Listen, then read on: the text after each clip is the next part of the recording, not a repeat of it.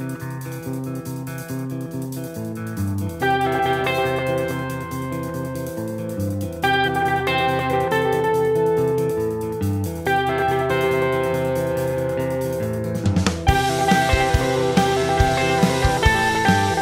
hey everybody, welcome to, what is this, Jason? Episode 311th of the Mindless Banter.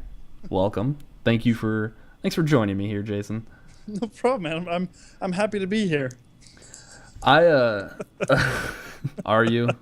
Am I? I am! This is so fun. This is such a goofy little thing. I gotta tell you, man, I was looking and our numbers went up again.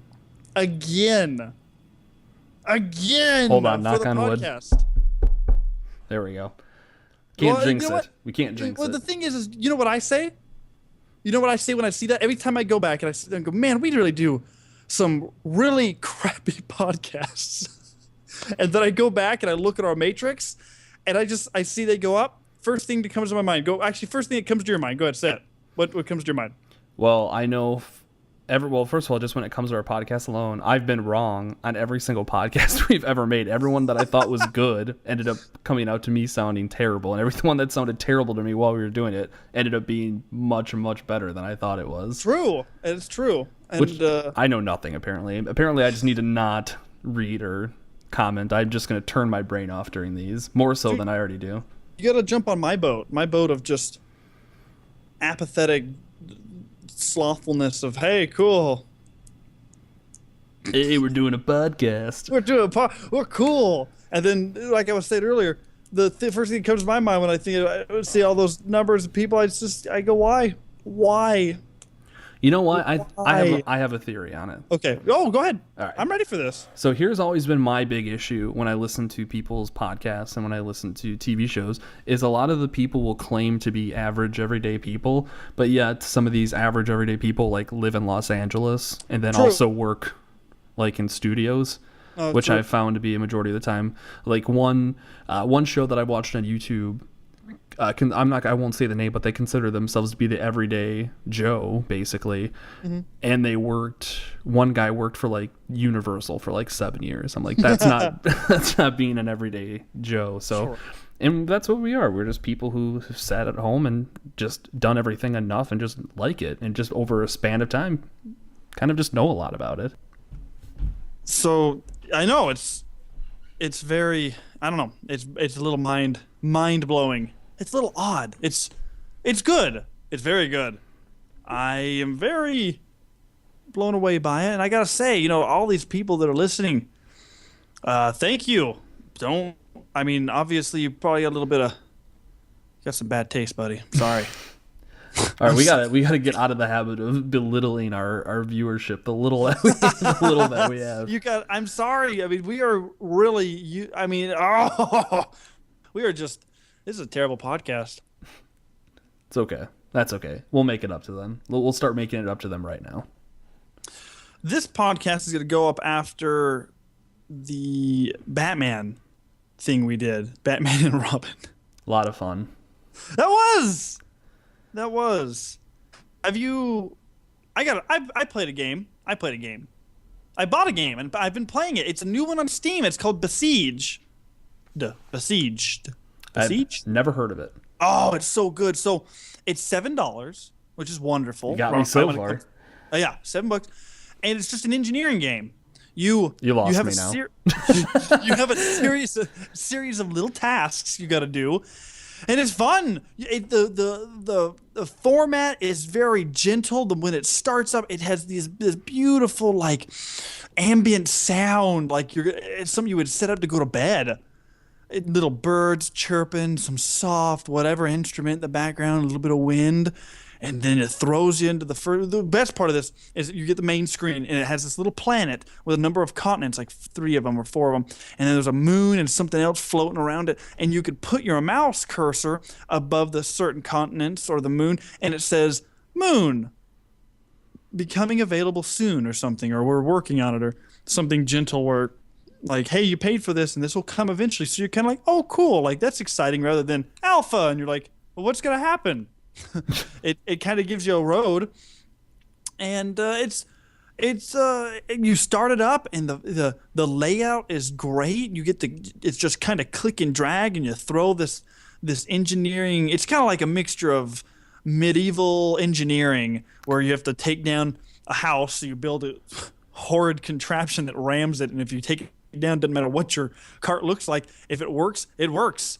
And it's wonderful. And I was doing like the second level was me trying to avoid some mines by making a little steering contraption that I couldn't do, and I just kept running into sheep and making them pop with just a huge amount, a surprising level of blood, and exploding violently and being on fire. That's a lot of what the game is. But it was great. Like, I just sat there and slumped in my chair, and I just clicked the mouse, and it was wonderful. And it's something to look at. And I think this is definitely kind of how alpha should go. If you're gonna try to con us into getting alpha, you need to make it dirt cheap. We don't want to do the path of DayZ, where they're like, oh, it's broken, very broken, $30, and everyone's like, wait. And then 2 years go by, and everyone's like, this has been an alpha for 2 years, and we're kind of tired of you not doing anything.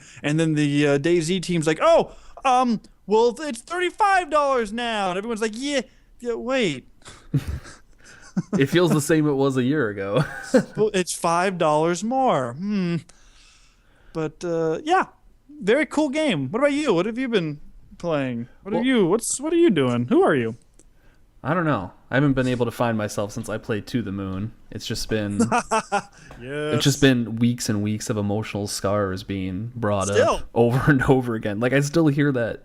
I bought the soundtrack with the game on Steam, and I'll just randomly turn it on for like 30 seconds, shed a single tear, and then turn it off and go hide in a corner for a little bit. Go hide in the corner. You're like the moon. The moon. It's probably good for the listeners that you and me have such opposite taste, because maybe they'll be able to associate themselves and be able to, like, if more people are with your type of thinking, when you recommend something, they'll probably enjoy it. Like when you were describing that game, it sounded really boring to me. But which one? The Besiege. Oh, Besiege, yeah. But that's the great thing about our friendship is I love that you and me are such on these weird opposite spectrums, but yet every now and then, kind of like when like those circles meet like in the middle, kind of like we'll just randomly find like one or two things that we're like that we just completely agree on. It's pretty. I prefer it that way. Absolutely. I'm a fan of chaos like that. Dude, what is the D&D term? Neutral chaos? Yeah, I would say that describes this whole thing. And I know, like you were saying, where you were asking me before, now for myself, I know the thing that I bought again is I've been getting into like this weird mode where I've been playing like old games a lot, like, but not like old games where it sounds cool. Like you're like, I was playing Super Mario World. Duck Hunt. Yeah, exactly. It almost sounds like cool. I'm like, no, I'm playing games that are old in the sense they're like 4 years old. Like I'm playing Saints Row the Third, and I'm just like, it's the first time I'd ever played it, and I'm just recently bought the Kingdom Hearts HD collection, so I'm going to be replaying the first one eventually when I get done with Saints Row the Third. Yeah, that's a good one, man. Oh, at least I remember it being good. Have you played anything that you liked as a kid, and then you went back to play it, and you're like, uh-oh. This wasn't nearly as good as I remember it being. The first Resident Evil was that for me. Oh man, again, I loved that game, and I still love that game. I actually still love it. But in today's standard, you go back in those goofy camera angles and the slow pace of it, and some of the jump scares are still pretty good. But I sit there, I'm like, I want to beat this game, and you get like halfway through it, and you're like, oh. You know what? I wish I could sit here and tell you you're wrong, but your points about like the camper system being garbage and being old is unfortunately for myself very valid. It just doesn't bother me as much as it bothers you, because I like the camera feeling for me gives the game an incredibly claustrophobic feel to it. But I like it. I agreed, but I could totally see someone like yourself or someone who didn't play it when it came out, like playing it, just be like, this is horrible Yeah, like and then the movement and stuff. backtracking and the like Being able to like only hold like 3 things at a time. yeah, and you get to the point where I mean, some of the puzzles you do and you go, gosh, like how did I enjoy this as a kid? Mm-hmm. And you sit there and you go, how did I even find this out? You know, it makes you really think how intense of a gamer the generation before the internet was. You know, remember when you went and I don't know, had a whatever system like an N64 and you went out to the library, no, not the library, but like bookstores and you bought the code books. Do you remember the code books? Oh yeah, I remember having what was the thing you'd have to put into your NES and then you'd put the cartridge. No, it wasn't Game Shark. Game Genie. Game Genie. Thank you. That's what it was. I had that. I bought those. My dad bought me that. Yeah. That I mean that was the thing back then. That was the original hacking. I remember being so nervous to use Game Genie because I kept my NES in the basement where it was really dirty. And like everyone else, like to get my NES to work, instead of just fixing it, I had like a weird ritual I would have to do to get like a game to work. So I would put it. Oh yeah, I'd open the system. I'd blow in it. And then I'd like rub the top of it, then pray to God. That was the only time I prayed in my life was to get the NES to work. Fair enough. I'd put the game in there, close it. You turn it on. You remember the light would just start blinking because the system's not working. I'd hit it a few times, start yelling, and then scream to God, why can't you just let Tecmo Bowl work for me this one time that I will be a great person and I will do good deeds for the rest of my life if you will just make this game work. Now the thing that was so aggravating about my NES, and I swear I'm not lying about this, once I got one game to work, it would work forever. But if I opened that stupid system and just popped the game out and literally put it right back in, wouldn't work anymore. I'd have to do the whole thing all over again. And it was so... My thing is I would just blow it, put it in there, and then if it didn't start, I would just start spamming the restart button. I remember doing that.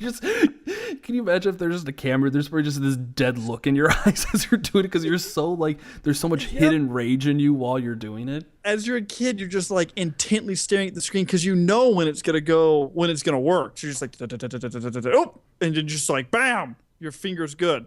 Exactly. Yeah, it knows when to stop. The game starts and you start playing. But yeah, no. Yeah, the Game Genie. Oh goodness! I remember having the big book that it came with, and then you'd have to remember when you turn it on, it would go to the Game Genie mode. Then you'd have to type out like a 16-digit code to get it to work. Yeah, man. That's why you gotta love games like NFL Blitz 64. Or the baseball one too, where you could just mash codes in, and you would just do it as fast as you could. Then it would be like big heads, baseball, cow skulls, and it would go into the game, and your guys were all stretchy, and it was fun. Yeah, those were good. Those were way good. But yeah, the courses and things, and but you probably won't experience that with Kingdom Hearts, because I don't know, that was such a good, that game came by and it was so perfect for everybody. I watched my brother play it, and he, I didn't have anything against it. It was just so cool because it mixed Final Fantasy, which was a huge game style back then, the whole RPG Final Fantasy taste to it, with things that, I mean, a 5-year-old girl and a 40-year-old guy could be like, oh, Toy Story, cool.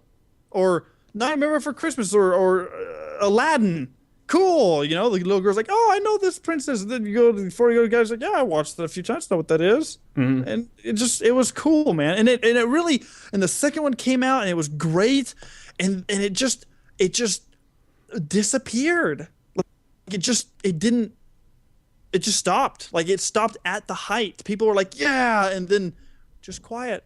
Yeah. And everyone still loves it, and there's still no third one. The third one, comes out finally this year, and it kind of turned into like a Duke Nukem thing where it just kept on every year. The third one's coming out this year, and it just never did. But I'm kind of curious, is it one of those things that was just good in its time? Because I remember really, really enjoying it. And I remember I believe they were all still using the turn-based strategy back then for all the Final Fantasy games. And I remember having a really fun time having like that free roaming ability just to kind of like a hack 'em slash 'em, just run up to things and hit them. And I remember at first being a little weary about having Donald Duck and Goofy as your side characters because I loved Final Fantasy so much at that age, and I was so excited to see them, and it really threw me off why Disney characters were a part of it, and then it completely won me over while I was playing it.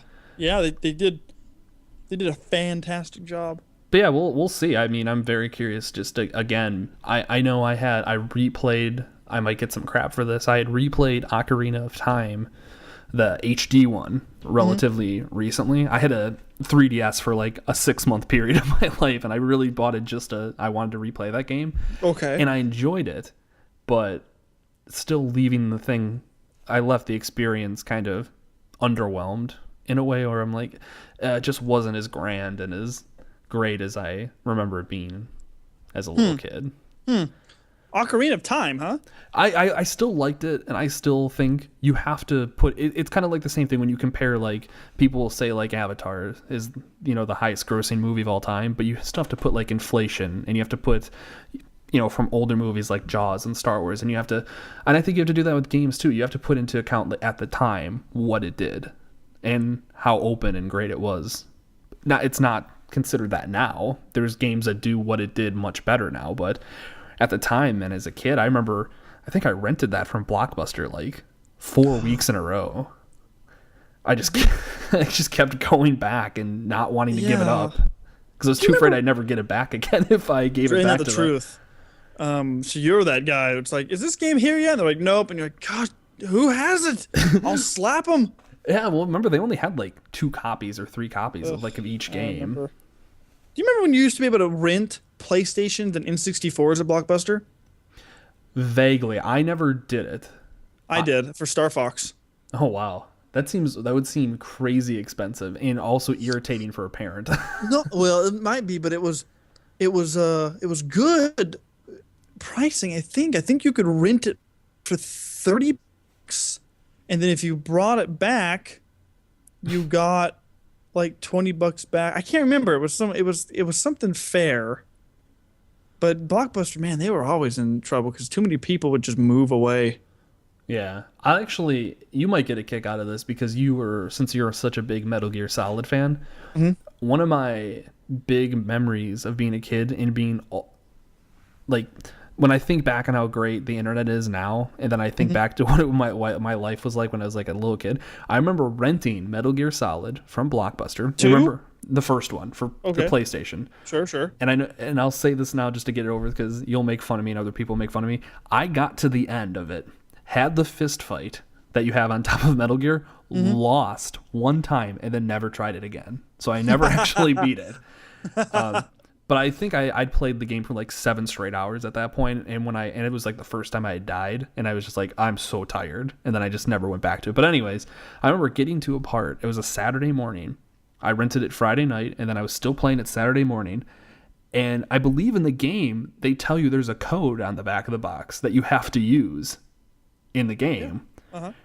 And I remember looking at the cartridge, and Blockbuster would just give you this stupid white and blue box to put it in, and just being like, what am I going to do? Like, I don't have the box, and having to ride my bike an hour and a half and lying to my parents about where I was going so I could go to Blockbuster to run in there to look at the back of the box, get out my notepad and write the code down, and then ride my bike an hour and a half back home. I think I still remember that code. It was like 196.60 or 120. It was a codex. Yeah, the thing you had to put in the intercom. I remember that. Oh yeah. You kids don't know how lucky you have it with the internet, where every person makes walkthrough guides and everything for you. I know. Dude, when the internet came out, would you get a walkthrough, and it was like a 482-page something that someone like typed out, go this way, go that way, go this way, do this, and then they would have like one of those little characters or pictures made out of backslashes and asterisks and parentheses, and they would make something like a thumbs up or something. It would do that for a page, then the next one would come up, and it would be all this, and you had to. I mean, I printed one out when I was little. It was like a 64-page something for, I think, like Crash Bandicoot when I was little, and I ran out of toner, and I didn't know what it was because I was so young. And I was like, I don't know what's going on, but I really need this. Oh yeah, Remember Spyro? I remember. I think the first things I used the internet for primarily was going to the website cheatcc.com so I could get cheat codes for video games. I probably went to that site. Oh my gosh, that reminds me of Cheat Planet. Yeah, I mean it was Cheatplanet.com. That was the place you got cheats. I remember being so happy with that at the time because it's like when you would play Tecmo Bowl on the NES, when you would win a week of football, they would give you this giant long code to write down. And I remember just having notebooks of just all the codes for all the teams because the code was always specific for when one team played one team on a given week. And I just had probably 100 pages worth of those codes so I could always hop back in and just do everything. That was also granted if I could get the game to work. Because again, too, 90% of your time playing Nintendo was just getting the system to work. With all that being said, have you ever played a game called Armored Core? I've heard of it. I don't think I've ever played it though. It's an older game. It started. I'm sure there's newer ones, but it started long ago. I think on the PlayStation. In a galaxy far away. In a galaxy far, far up my anus. Yeah. It's a robot game. It's what like MechWarrior kind of wanted to be. Oh, okay. I know that's popular with a big group of people. Yeah. The whole MechWarrior type of thing. MechWarrior is a fun game. It's like, what's the one on Xbox that came out with? Mech Assault? I don't remember. It was just one of the ones they tried to push out there, and it just never really went anywhere. Was that the one that was for Kinect? The one that ended up being like a huge failure? Xbox. I'm talking about gosh dang it, the first Xbox, not Xbox One. Where the controller was like holding a brick? Yes, the pumpkin. I love the pumpkin. That thing, when I used it on long periods, like my thumb little muscle hurt between my pointer finger and my thumb on the left side. And then they had the goofy white and black button that was 3.5 miles away from your thumb. So when you're in the middle of fighting millions of flood and you had to turn on your light or switch grenades because you can't throw plasma grenades to flood because you hit it and then it just lobs towards you, and so it just brings the bomb to you. So, oh gosh, dude, it was rough, man. It was really rough. But yeah, they had a game called Mech Assault, and it was just these giant robots. But it was really hard because they were all their own little thing. You got like the Atlas. It was a huge tower-sized one that had these certain types of guns, and you're like, I don't know, maybe there's 2 or 3 guns on it, or maybe 3 or 4 guns, but you didn't like most of them.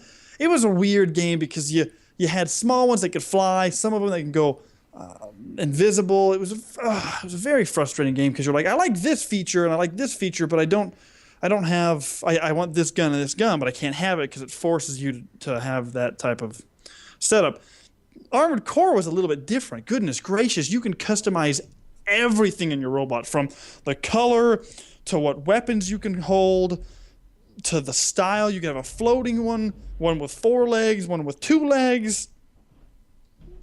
It was just cool. The back, oh gosh, dude, it was so customizable. You had to take care of your cooling system, your reactor, your sensor setup. Like, you can add on little sensors on your actual body that could heat up and explode missiles away from you. So it would track them, and then when they came close, it'd be like, you see a little red thing shoot it from your body, blow it up, and you'd be like, yeah, protect me from that. You could lock yourself down, lock onto a target, and then you can set it up like in Gundam Wing, where you have rockets on your legs and your back and your arms, and they just open up and just fire in a open wide flanking status, where it's like boom, and it would fly out from your sides, swing in and hit the guy in front of you. So it was just so cool. And then when you ran out and you used your missiles and your main gun, you're like, I got nothing, you could smash R2 and L2 and L3 and R4 and maybe R1 and L1, all of them, boom, you smash it, and then all of your armor would just blow off. I'm sorry, all of your armaments, like your empty missile canisters, your main weapons, if you have any, and you just dump them off, and you'd become faster and lighter. Oh, And weird. They then, took like a realistic approach to it. oh, it was so cool. Like, and the thing is like every time I would play it, I would learn something I've never known before. You can fly in it, and you can fix your, like I said, your coolant and your energy, I think, or your boost or your turbine. I can't remember, but you used to be able to, you could fly around, and some of them would just like be up forever. Some of them were made for bursting. Some of them were made for quick dodges. Some of them had like a really ultra, like if you hit R3, it would open up your back just like an anime or something, and you hear this cool charging sound, and you would just blast forward, just poof, and you would be like, you just feel like it, just the sound and the way your robot moved, it made it feel like you were just going super fast, and you could see it in the game with other like AI that would play against you, and they would sit there and you can see their little backpack, their little jetpack thing go kook, and you see like the flaps open like from their sides. You're like, oh, he's gonna go fast, and then he would just take off, and it would go through your coolant real fast, and you'd try to chase it. It was just cool, man. It was really cool. But you were a mercenary. You were a mercenary in a corporation, and they'd send you on missions to earn money. And you would be able to go, they'd say, okay, this faction over here paid us this much money to go and do this. You need to go in here and destroy this guy's faction on this planet, or this factory on this planet, or go chase down this train, or go chase down this other mech that's blocking people that are trying to get by for trading and stuff. And so you'd be sent on this, and you'd shoot a bunch of stupid robots or tanks or turrets, and then you'd see your enemy, and you'd go after him. It was so cool, man. It was really fun, very customizable, and I'd love a game like that where you're just like, I feel like a robot, you know? It's just, I don't know, man, just brutal. And they had a arena set up where you'd have 100 people you had to fight. You were started as 101, and you fight 199, and each one had like a backstory and a robot, and they would customize their logos, and you can make a logo. I spent forever making logos and customizing robots to look super cool, and I called mine Ninebreaker. I know, pretty cool. I remember when I had the Xbox, liking it, and then when I got rid of it to get, I think I never got the 360 till later. I think I went for the PS3 first. But I remember thinking, I'll never see a controller bigger than that Xbox 3, that Xbox controller. Like, they're going to be way more better design now. And then I saw the Wii U controller a few years ago, where you just have this giant, thick tablet. It kind of looks like those tablets that you give like a small child to use, so they can't break it as easy as like an iPad or something. That is the worst thing I've ever. That Xbox controller and that Wii U controller is the worst thing I've ever held in my hand in my entire life. I've held the Wii U one, and I like the concept of having a screen in front of you, because it gets you just in a new level of immersion. When I read about the PlayStation 3 controller years ago, and they said there was going to be a little baby screen where the little motion pad thing, you know what I'm talking about, a little pad, there was going to be, so you can keep track of ammo and stuff on your controller. I was like, okay, that's unique, that's cool, but then it just turned into a motion pad. It's just another button. Yeah, I kind of like what Sony does with their things, where Xbox did the Kinect and Nintendo did the Wii U. Sony is, I don't know, they never really cared too much about doing that. And I can't speak for everyone, but I know for myself, I've seen the Kinect, and I've had a Kinect, and I've had a Wii U, and I never use them. So the PlayStation, I just always preferred using the PlayStation for everything, because they just kind of ignored all that stuff. They tried doing that Move thing, that looked like a wand, a few years ago, and they were just like, you know what, people don't like it. Yeah, you know what, we don't. I don't know what the deal is, but when Xbox made their goofy decisions on how everything should be done, they're like, it's $700 billion, and everyone's like, huh, and they're like, you have to be connected to the internet 24 hours, and you're like, huh, and they're like, you have to have a Kinect, and that's why it's so expensive, and everyone's like, why? And then they show commercials where it's like, Connect, record this. And it's like, yes, master, I will obey. And then it would record it. And then you'd be like, Connect, call my friend and call him a noob. And he'd be like, yes, master, butt liquor 99, you're a noob, and you're freaking Connect. I want to watch the football game when I play, and it's like yes, man. It was just dumb. Like, and then I see friends and people using it, and it's just like your iPhones or Androids when you try to talk into them, you're like,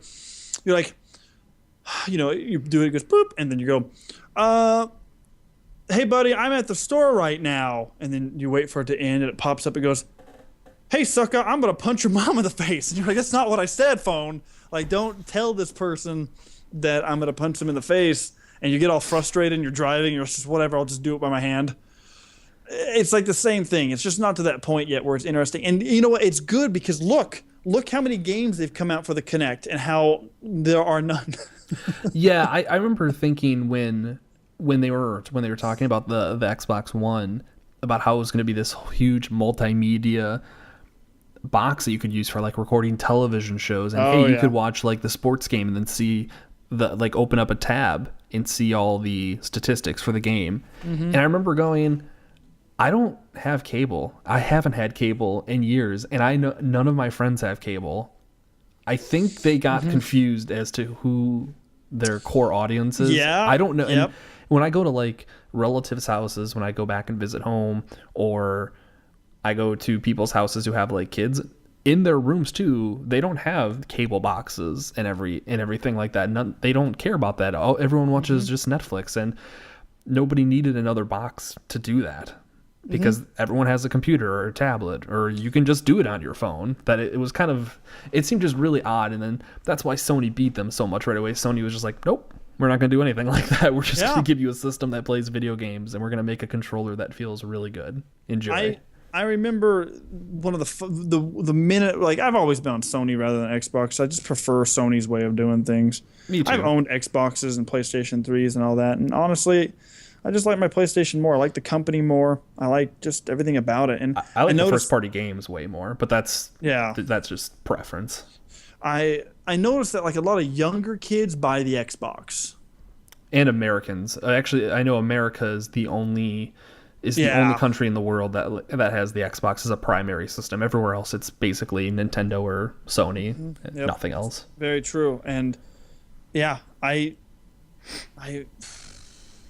and then older, I guess, I don't want to say smarter people, but people that are just kind of like, I don't want to pay $60 a year for your internet, and I don't need your Xbox, Microsoft, and I'd just rather have the PlayStation because it's just, I don't know. I just don't know what the feeling is.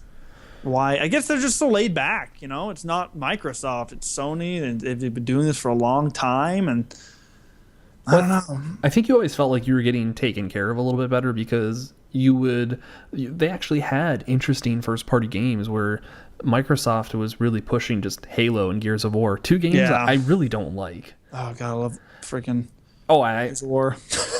And love it. And I know I fully accept I'm in the minority. I played Halo when I was a little kid with friends, but I don't have any like fondness or like weird nostalgia memories for it or anything. All those were all represented on the Nintendo 64. So by the time I'd gotten one of those, I was a little bit older, and I just didn't care for it, where Sony always had such a good mixture of games you could only get on their system. Like, I love Infamous, Uncharted, Ratchet and Clank if you're looking for more lighthearted. I actually really like Sly Cooper, Metal Gear Solid. Yeah. Trying to think of all their first part. Jak and Dexter. I honestly don't remember all of them. I know there's a whole bunch of Final Fantasy for the longest time, and the only time the Xbox got it was when the shitty one came out, which again, that's actually part of the reason why I'm curious to go back and play. Like, I rebought the HD collection of Final Fantasy X, and I have the HD collection of Kingdom Hearts, and those are all during the same time period where I loved Final Fantasy, and I still loved them, and now I don't anymore because they haven't had a good game for me in X amount of years. They need something else. They got to change something that's, I mean, Final Fantasy has been one of the biggest games ever. I mean, Halo was big, but it didn't even come close to Final Fantasy back in 01. Exactly. That was the game. Game of games. You want to know the strategy, what they would have to do? And it's so simple. Simple in the sense of what they would have to do, not the execution of it, but just the idea. an HD version of Final Fantasy VII that will sell millions. I mean, they have Final Fantasy VII on Steam people can buy. Yeah, it's still a outdated PC version, though I'm sure with how great the PC community is, they will mod the hell out of it and make it look as good as they possibly can make it look. And you know, I guess an HD would be good, but I'm saying a step forward in new technology, something that brings that obsession that countries, continents had in Final Fantasy that is just gone. That's why I say you come up. What you'd have to do is you'd have to, like the newer Final Fantasy game. I'm going to play it. I'll give it a try. Sure. But it seems to have like almost. It looks like it takes place in a world similar to our world in a sense, which I don't like. I never played Final Fantasy for that. Yeah. So they need to. What I think would be a great strategy is the next game needs to be something in the realm of like a Final Fantasy 7 or 8 and go back to the roots. But what you do is you have a separate team doing an HD version of Final Fantasy 7. You release it, and then 6 months later you release the new game. And then all the excitement is back with you. Now, granted, again, it's really easy for me just to be like, here's this idea. The idea is simple. Their execution, they would have to obviously figure it out. But it's so simple what they have to do, but they refuse to do it. Yeah, and you know, it's their own loss. I say the same thing about cars. You know how everyone likes 56 Bel Airs or the 67 Novas and 72 Chevelles, you know, all these really cool cars that are iconic, Barracudas. People are like, why freaking Chevy, Pontiac, whatever, can just make 2,500 Bel Airs, like old school, like made out of steel, and they could spruce it up a little bit by adding some, you know, less is better, of course, but adding a new engine, maybe fuel inject it, do some little things to it, and then just put them out and sell them for 20 grand. I think people would buy them. And they push so forward with the plastic cars. And of course, they have their advantages and whatnot. But I mean, I'm sure there's some people out there who would be like, what? They're remaking, what's a good one that I haven't mentioned already? The Pontiac GTX. They're remaking that, or they're remaking a 56 Chevy truck. Mm-hmm. You know, the old bubble style. Oh yeah, yeah. You know, the old, you know, big back window, big back window, and people would be like, "Well, hey, you know, I'd like that. I think people would do that." It's very similar to the thing. Make a good one, but go back and spruce up the other one and sell it for the fun of it. Because I mean, when you ask anybody, 80-90% of people say their favorite one is 7, and then 30 of them, I think, say that Final Fantasy 8 is their favorite, and I'm one of those people. Yeah, man. People like it, but not as much as 7. People I are agree. freaking obsessed with 7. And just make a new one. Let them go at it. Punch. I liked 7, but to me, I got to it late. So by the time I got to it, it was just that syndrome where everyone told me how great it was. That by the time I'd finally gotten to it, I was like, no, it's not that great. Gosh. Maybe it was just like resentment of everyone. Probably. It happens. It happens with me in movies all the time too, where if I don't see something on my own, and I hear from everybody how great it's going to be, I will sometimes go in with expectations. And like, it actually kind of happened with me with John Wick. Everyone had told me how great this action movie was. And I was kind of like, when I got out of the theater, I liked it, but I was like, okay, well, whatever. You were pretty big into it, man. You liked the John Wick. I did. But now that I've rewatched it later, I liked it a lot more this time around after I kind of let it sit with me for a little bit. Maybe I just have to go back and play 7. But that game's so long. Oh, goodness. I love going in without expectations in movies and games. Like, I watched Real Steel that way. Mm-hmm. I just watched a commercial, and I watched Hugh Jackman and then 2 robots punching each other. I'm like, I like robots punching each other. I don't know what this is. And I watched, and I sat there, and goodness gracious, at the end of it, like I was on the edge of my seat, and I was just into it and loved it.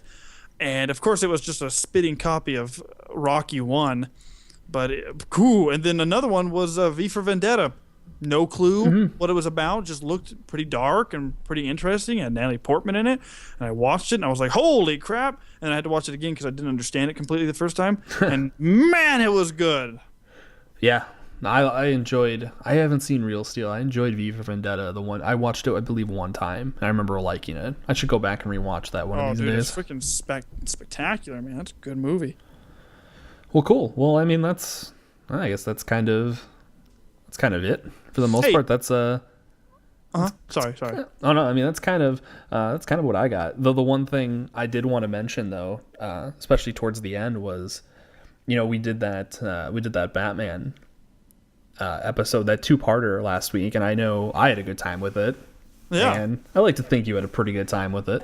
And you know what? It was I liked it because since it was it's a movie that I thought of as a chidlin. I sat there and said, okay, I like this movie, and then everyone's like, oh, those movies are so bad. I'm like, yeah, but that's just how. It's okay. Calm down, everybody. And then I sat down to watch it, and the first, I mean, like we said in the podcast, the first not even 2 minutes in, when he's like, I want a car. Chicks dig the car. This is why Superman works alone. And I'm like, oh! And I was just into it, and it just got worse, and it was really, really, really good, man. I enjoyed it. Why though? Why do you bring this up, Daniel? Well, I think you and me both would love to get some feedback from people. We'd like to do it again. Yes. Because we had a fun time with it, and we want to make sure that A, you had a fun time with it, and B, we want to keep you guys included as to what we're going to watch. So yes, you and me spent a few minutes talking about it, and I think we came up with 3 pretty good ideas. Yep. We want you to vote for it, people. Yes. So email at chromebombtv@gmail.com, and That's just it. In the subject line, just put movie, and then just write down whichever one you want to vote for. And and then tell us how great and or how much we suck. Yeah, or put movie and just say don't don't do those anymore. Yeah, no. Can I say the 3 movies? Sure. Okay, so I wasn't going to tell them. I was just going to let them. Yeah, well, they deserve that. We sat down and said, okay, we got to do a bad one. We can't do a good one. It's just no fun if we're like, hey, do Jurassic Park 1. And everyone's like, yeah. And you're like, but that's such a good movie. Or maybe one of the Lord of the Rings. It just doesn't work well. I mean, we all seen riff tracks or cinematic Titanic, where they do bad ones like Manos Hands of Fate. And you're like, wow, this is really awesome. And then they go and do something like the 1969 Night of the Living Dead. I think it's 69. I kind of like that movie, actually. I own the black and white copy of that. The black and white copy with the black guy in it at the end. Oh, gosh, that was a good movie. Mm-hmm. I mean, that was spectacular. And they tried making fun of it, and I just was like, I just can't do it. It's got to be a bad movie. So, I don't know. Maybe everyone's different. But anyways, we sat and picked 3 movies, and these are your choices. So, like Daniel said, send in an email, movie at the title. You can just literally just put the movie, and then that's it. Send it. Mm-hmm. First movie we decided, since we had so much fun doing the first one, we decided we'll just throw in Batman Forever, and that one has Val Kilmer, Jim Carrey. Jim Carrey. And, Tommy Lee Jones as Two-Face. Tommy Lee Jones as Two-Face, which I think is a great movie. I thought it was great, but I said the same thing about Batman and Robin, so hey, I'm up for it. Let's all prove them wrong, people. Jurassic Park 3. That one's going to be extremely painful for me to sit through. But if it's voted and it wins, I'll totally do it. Yeah, agreed. Because there are some horrific parts in there. I really hope the new one is good. Part of me is kind of excited to see Chris Pratt with his Rapture Army trying to hunt down this thing. Army. At first I was like, this isn't Jurassic Park, but I was like, you know what? At the same time, if they decide to go on a completely different tangent and some different ideas, you know what? I'm gonna go in with the benefit of the doubt. I'm gonna say, movie, you prove to me that this either works or doesn't work, and I will go in open minded. Absolutely. You know what, man? I'm in the same boat. Like, the first one was good. I liked the second one because of all the trucks and stuff. But a lot of people are like, a dinosaur in L.A. And it's like, well, I thought it was set up pretty good. That part where they're out on the dock and the boat comes barreling in because it didn't stop. And then everything, somehow the T-Rex got in that holder thing and the broken, chewed off hand held the button. But, cool. But the third one, I mean, from the beginning was painful. Oh, yeah. The kid... I saw it one time in theater when it came out, like, what, 04? I don't remember. 05, 02, I don't remember either. The kid got lost in there, and he lived in a water truck and lived off candy bars for like 2 weeks. Because you can do that. And he collected like T-Rex urine to scare away. It was weird. The guy who did that documentary about McDonald's, remember that Super Size Me, where he just ate McDonald's 3 times a day for 1 month. He was very ill after that experience, and I can't imagine the whole candy bar thing would be any better. You're hard pressed to find, or you're hard pressed to just find a different thing, but when fast food 3 times a day is probably better for you than what that kid was eating. It's true. Yeah. And that's the truth. He's getting some meat. But no, and then especially in that prehistoric surroundings, like everything there is going to kill you. Plants, the air, freaking, I can't even imagine, like the bacteria. Billion-year-old dinosaurs are carrying around with them. I don't know. I don't want to get too scientific. That's no fun. Yeah. So anyways, Batman Forever, Jurassic Park 3, and then Fantastic Four, the first one made in 2005. Oh, that one was bad. And to be honest, I have never seen it. Well, I will put it to you this way. Doctor Doom doesn't have electrical powers. He does in this movie. So, what is Doctor Doom's main power? Really just intelligence, really. I remember, I never liked the Fantastic Four growing up anyway, but the one thing I remember him the most was him and his Doombots that he would create, kind of like in that new movie for Avengers where Ultron has all of the Iron Man suits fighting for him. Yeah. Doctor Doom had Doombots that he did the exact same thing where he would send Doombots at people to fight. So basically just robotic versions of himself. So if I remember correctly, it was just intelligence. But I really remember when I saw that movie being and like strength.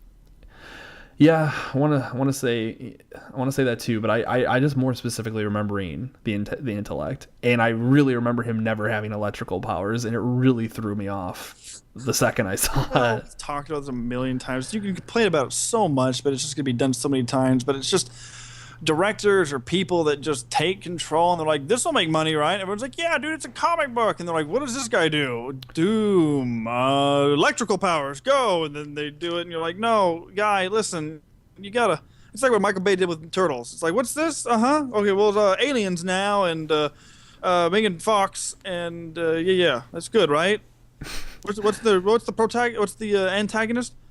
Oh, that guy with the mask with a cool voice. Make it a robot. Well, I've said it once, and I'll say it again.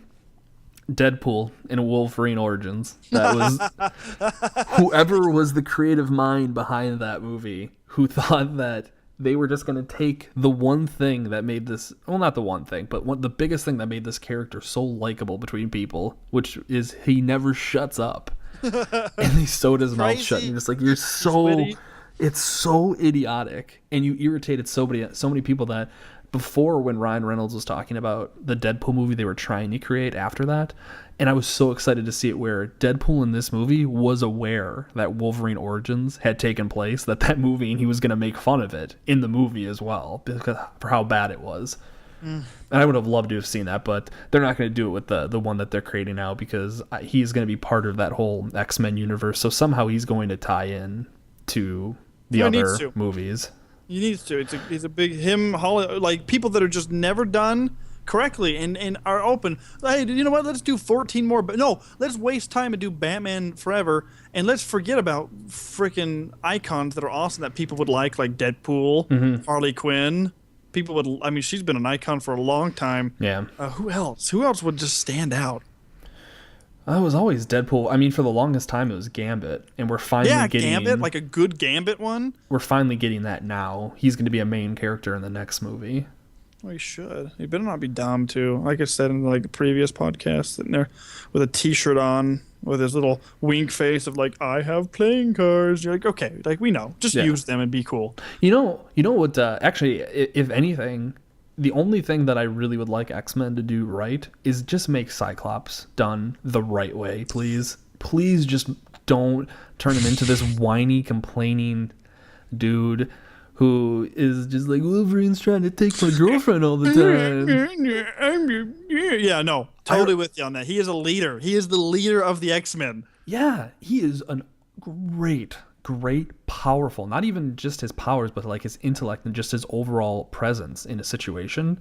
Very powerful, awesome character. And he was such, for lack of a better word, he was just a little bitch in the movies. It's really all he was. And the thing that sucked too is I even liked the guy they cast to play him. I was like, that looks like Cyclops to me. I was like, that's kind of how I could envision him. And then you learn to hate him. You learn to hate him through the series. You're just like, oh, it's him again. Great. Yeah, you're just disappointed to see him. But I don't blame the actor, and I blame the script. Whoever wrote that really dropped the ball on that character. Agreed. But so jump back. Batman Forever, Jurassic Park 3, Fantastic Four. And you know what? Screw it. I want to throw a fourth one in there. Oh, Wolverine Origins. I'm just gonna throw that in Are there. you gonna make me sit through? Okay. All right. We'll do 4. Whatever. Batman Forever, Jurassic Park 3, Fantastic Four, the 2005 edition, and Wolverine Origins, the new one. Yeah. I would say a good thing to do maybe for this is we'll get some feedback from people. If people like it, maybe we could do it like once a month type of thing. Honestly, this is the mindless bad because this is the podcast. This is our podcast, and we are just mindlessly bantering about useless material. And if anybody sits there and goes, hey, this is fun, do it, we can or won't, whatever we feel like, because it's ours. Yeah. You know what? You can vote whatever you want for, but I'm just going to tell Jason the Fantastic Four one because I would love to rewatch that to make fun of it. No, dude, we're going to get bombarded with like Twilight and freaking Avatar. I've only seen Twilight. I've only seen the Twilight movie as a riff track. I've never actually seen it without the riff track. I saw it once on a Screen Junkies. What is that thing they do? The trailers they make fun of. Oh, yeah.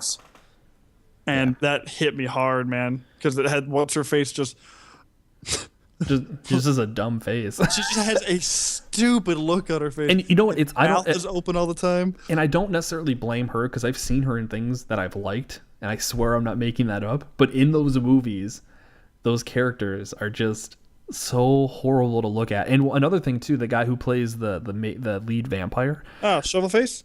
If you're looking for a really good movie, he was in a post-apocalyptic movie last year. That was one of my favorite movies of all last year with Guy Pearce. And Guy Pearce was in movies like Memento. And it's just a post-apocalyptic movie that takes place in Australia. That dude can act. Like he's a British actor, but in this movie he played a Southern American who's living in Australia who suffers a little bit from like mental retardation, and he completely pulled it off. It was a great movie, and it's called The Rover. If anyone ever gets a chance to see it, The Rover. Huh? And the last thing that I want to say before we tie the thing up is we're recording this on the night of the Oscars, which is a big thing for me. I've been watching. You want to do this really on the podcast? You gonna announce this? I'm going because all right, man. I've been watching the Oscars since 2002, and my favorite movie of the year has never won.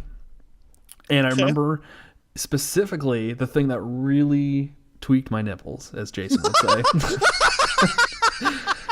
was in 2005. Every movie that was nominated for Best Picture of the year, it was either 2005 or 2006. I always get them confused. But every movie that was nominated that year, I loved all of them except one movie. And I remember the lineup. I'll remember for the rest of my life. And maybe you've seen some of it or heard of them. It was what was up for Best Picture was Munich, which was a Steven Spielberg movie about the Israelis who basically used terrorism to get back at another country. Great movie. Good Luck and Good Night. Wait, back in the revenge? Yeah, like they had gotten it had to do with the Olympics and people getting held hostage. So what the Israelis did is they made this secret task force that basically went after terrorists and blew them up and killed them and stuff. Oh, okay. Really good movie. It had James Bond was in it. And the guy who played Sean Connery, Roger Moore back. No, Daniel. It was Daniel Craig, and it had the guy Eric Bana who played the Hulk, that first Hulk from a while ago. That was a really terrible movie, but so it was Munich, Good Luck and Good Night, Capote, Brokeback Mountain, and Crash. And I was like, you know what? All these movies were great except Crash. That was one of the worst movies I've ever seen in my entire life. I saw. Yeah. I saw that movie. I was with a good friend. His name was Froz. And he said, dude, you have to watch this movie. And we sat there and watched it. And it was just one of those, like, I don't know how to put it, but one of those, like, a person with an ego made a movie, and it was just supposed to be deep and theatrical, and it had Ludacris in it, right? Yeah.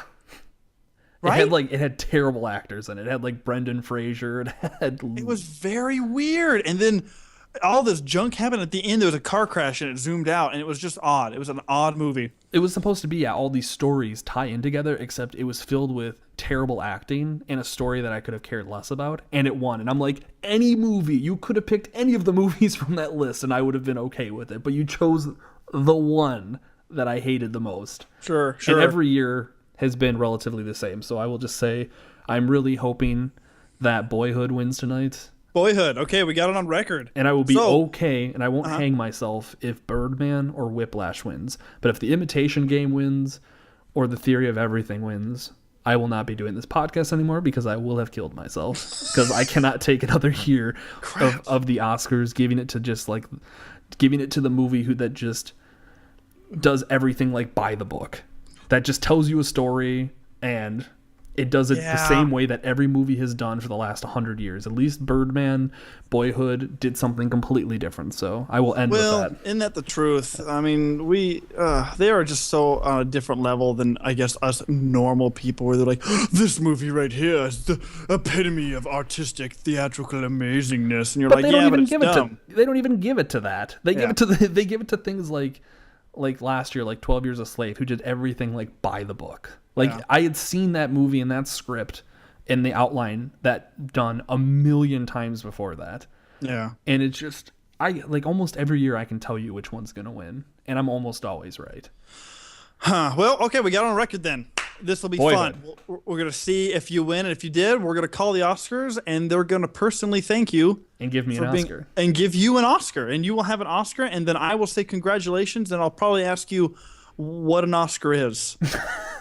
Is it worth having? Is it worth having? Is it like an Emmy that everyone gets and you just trade between people? I don't know what an Emmy is. I just remember the Simpsons one about the Grammy. That's what I meant to say, Grammy. Sorry. Because I was thinking of that same Simpsons clip. The one where doesn't he he comes throw it up away? Wait, which one are you gonna say? Please tell me we're on the same page. Yeah, where he gets a Grammy or something, or he finds one or something. He just I don't need this or whatever, and he just throws it away. And then someone, he's on like a second story building, and someone comes up and hands it to him, and he's like, well, I don't want it, and he throws it over. Yep. And then someone throws it back up, and you hear him go, we don't want your garbage. Exactly. I couldn't remember the exact clip, but I just remember Homer seeing it, not feeling it was important whatsoever, and just throwing it away. So dumb. Cool. All right. Well, let's end this. We've been talking way too much. Go to our website, chromebomb.com. Check out what we've got going on there. Not done yet, but will be soon. Well, we'll get there. We just got a lot of people working on it. There's so many things. It's so fun. It's so cool. It's coming together, though. Yeah. And go ahead. Sorry. No, I was just gonna say, especially in March. March is when a lot of the content is going to start going up, especially YouTube videos and articles and lolcats. So many cats. Homemade lightsabers that I've created, and okay, all right, that's new to me. Pictures of me roller skating, and it's gonna be fun times. It'll be fun. And email us your opinion of what's going on. Just freaking pick one of the movies that we said earlier. If you have it written down, good job. If you don't, I don't want to say it because I don't remember. And you have all of you have a good rest of the day, and thanks for listening. Daniel, what else do you got? Anything else? I got nothing. Oh gosh. All right. Well, Daniel, you're awesome. You as well, sir. All right. Well, bye everyone. Later. Kisses. Bye.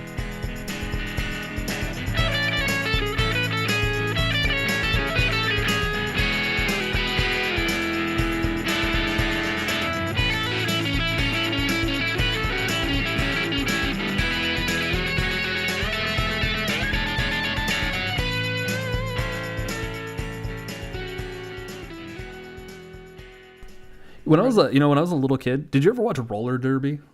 No. Do you know what roller derby is? I do. Okay. I have a place by me that has roller derby. Is that the one with all the people, especially the ladies, that get in the skates and they push each other around and hold hands and ram people into walls. Yeah, I remember watching that and not knowing what the rules were at all. Like, to me, it was just chaos with people going around in circles over and over again. Mm-hmm. I kind of want to do it. Dude, that's so funny you bring that up. I just got a free pair of rollerblades. And you're like, I threw them away. I threw them away because I was like, what am I going to use these for? What size are you? I don't know. Send them this way. No. Oh, you want them for real? Send them this way, man. I'll take them. Oh, my sweet nectar. I can get you a pair, I think. You're really big in the underground rollerblading market. Oh, my goodness. I know who to talk to. I have a freaking... Don't mention his name or her name. I can't. We'll nickname him Spankers. I really hope Spankers is number 1 on your speed dial. Yeah, I need another pair of 11s. I'll be like, yo, man, my wheel came off. I need the tool. Where's your Allen wrenches? Where's your Phillips? I gotta change my new rubbers. I'm sorry. In all honesty, though, like, I had seen that there's a group out here that does that, and I'm like, why not? Why not just try it one time? What's the worst thing that could happen besides broken bones and deflated spirits? Well, I mean, you're like, well, those things, I don't know, and masculinity, yeah, those could all be gone by the end of that. What was the futuristic one? Death balls? Was that a movie? Oh, come on, it's the one where they wore spikes and you could die in it. I don't remember that one. I just remember watching the thing when I used to watch wrestling, like in 7th or 8th grade. Like, what was the channel? Was it like Spike or something like that? And they had like the New York Enforcers, and they had a male team and a woman team for each like city. And that's all I remember of it. I don't remember at all. But you know what I do remember? I don't. Celebrate good times. Come on.